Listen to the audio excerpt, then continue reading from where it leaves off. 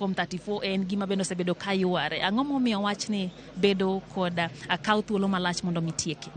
Kaka no pimno kaka observers, okaw thuolo malach nikech forms my constituencies 290 gite nyaka gibi kae mondo kwan gi achiel kachiel mondo eka ng'e ni kweno riwore maber.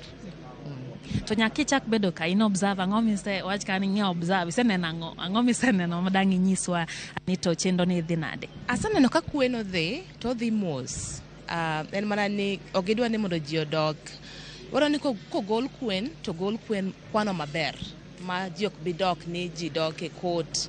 Koro okaw sa, but wara ni mondo giyudi kweno ma oriere. Makata kidhi e court inyalo golo ni ng'ani oloyo kata ng'ani oloyo to oloyo gi kama. Itiere bende odiochieng' manyoro nitie tungni mane wasewinjo ne gitenre kod ang'o kaluwore kaka in kaka ng'ano bende keto wang' wechegi mag yiero. Ang'o mane uneno, ang'o mane kelo tungni machal kod magi? Gima notimore, wan wang'iyo kaka ji kweno to waneno mana ka tungni timore to nitie ng'at mane okelo kompyuta to emane jok mane kweno okelo wach ka penjo ni kompyuta no marang'o. To obila nokawo kompyuta koro gin gi DCI koro okia gima dhi nyime kuno. Kaka in observer mabendo ya pinje maoko mano ma diaspora, pinje maoko ng'eyo wachni nade ahinya to koluwore ni waseneno ka nitie kaka gin gi interest gisebedo ka gigo wang'gi ging'iye ni to wachi magiyiero gidhi nade pacho ka ere kama gikete wachni kaka pinje ma diaspora? Diaspora waluwo gini nikech kata wan oko kuno dala ka pod en dala. Pod wadugo ka, pod wan gi wedewa man kae.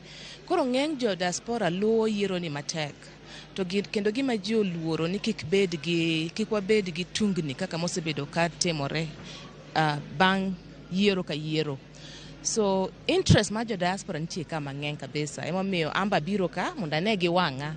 Mondo kata ka duoko ne gi wacho ni nan ka nwatimo joneno mwaneno kaka watimore. Gin interest mage?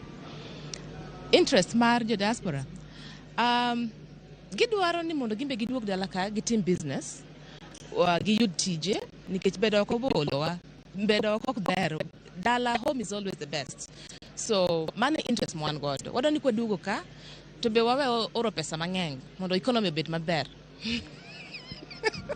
Bende Debra nyiswa ni to kaka observer eri tiju kae kopogre apoga gi bedo to neno to ang'o gini mowinjo tim mar neno ni utiyo tich makare mar motenre kod weche ugu mag neno ang'o mukete wang' waneno ka nitiere weche mang'eny ka nitie form 34 nitiere hall bende duong' ere kama ufocus kama mande ung'iyo maneno ni utiyo tich makare kaka observers kaka nwabiro wachako kaka ji noyiero. Nwadhi e polling stations, noterwa kuonde mopogore opogore, wadhi e polling stations, wana sama giyepe, kaka ji pango line, kaka ji go kura, wa make sure ni ji go kura kaka dwarore, mondo kik riemb jok moko. Kaka nantie a station mar Chelati Primary School mantie Yorunda kocha, to Kimskit nokti. Koro kaka observer wapenjo nta koro kaka Kimskit okti to jogi to giwacho ni gin voters koro botimo nang'o. Mano chuno gi magidhi magikelo manual register magikelo maji ogo ombulu. Koro wana jo neno kwa neno ka nitie gimoro marach mono to wapenjo. Ato bang' mano wabotimo report mondo wang'e ni wami jo IBC kaka wan observers no waneno ang'o. Ere ginene mano ane kaka Chelati nonego beni ji yepo sa 12 to ne giyepo sa 2 to ji chako gocho sa 3. Koro mano be wapenjo gi koro uchako modeko upo medo jogi sa so no med jogo sa koro wan observers waneno to kwaneno gimoro marach to wapenjo mondo odhi maber. To bende githoro miyo uduoko pono ni upenjo gimoro kata neno ka gimoro dhi marach ben ti reaction magi kawo mora mora maneno ni gitime gimunyiso ginoko so pod weche dhi adhia kap medo kethore ben tire example kama ranyisi moro minyalo nyiso wani manu wacho ne gito gitimo kama koso sebedo kaka ne wapenjo mar kane Kimskit nokti to ne gidhi kelo manual register ma jogo dhi nyime koro ne ging'iyo manual to ji vote koro gitimo giwinjo ka wapenjo.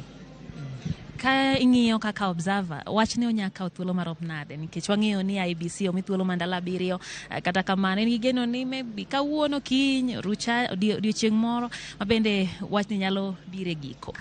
Ok wang'iyo wambe wan mana ka warito kaka IBC keto gigo to nikech ji mang'eny jo iluongi ni arrows mae constituency 290 go ng'eny gi osechopo ka ema ni chakre kane gichako kweno ng'eny gi ne pok ochopo Nairobi koro nyiswa ni ng'eny gi osechopo koro kweno bo chako dhi piyo nikech ka gisebiro gi verify to gikweno piyo kamano.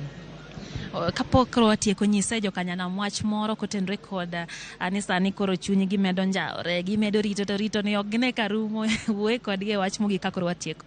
Wach mogik mada anyalo nyiso oganda jonam wabeduru mos. Warituru kweno beduru mos gini dhi maber to aneno ka kweno dhi maber to warita mondo gima IBC bro wachonwa to wabro kawo. Erokamano. Sharon mano kanyo observer kata nyano mabende keto wang'e e wechegi mag yiero Debra kelo koya e pinjego maoko ka bendo nyiso wa kanyo ni gin bende giketo mana wang'gi thoth sechego bende wamedo nyiso ganda ni waketo wang'wa to gineno ka gima time kata seche medo mana dhi nyakora mugaji wang' meda ka ukwe nikech ma en chenro bende kawo thuolo mondo mi ang' tieke kanya sechegi kunde gwombolo 40,000 kod adek 2,600 mose chopo kaka beno dong mana matin kende to girumo kaeto kunde chung od bura kanyo mose landa duoko mag gin 50 nyaka sechege ka bende podwa keto mana wang'wa mondo me ang'wa miwe mago matucho parne chik mar Kenya omiyo duol matao yiere pacho ka IBC ndalo 7 maneno ne gitieko chenro duto motenre kod kweno magombolo kendo lando jalo mabende abro tingo bandera kata abro bedo jatend piny Kenya bang' chenro ni rumo mana kain gi penjo Sharon Adwe kachiel nyaka studio.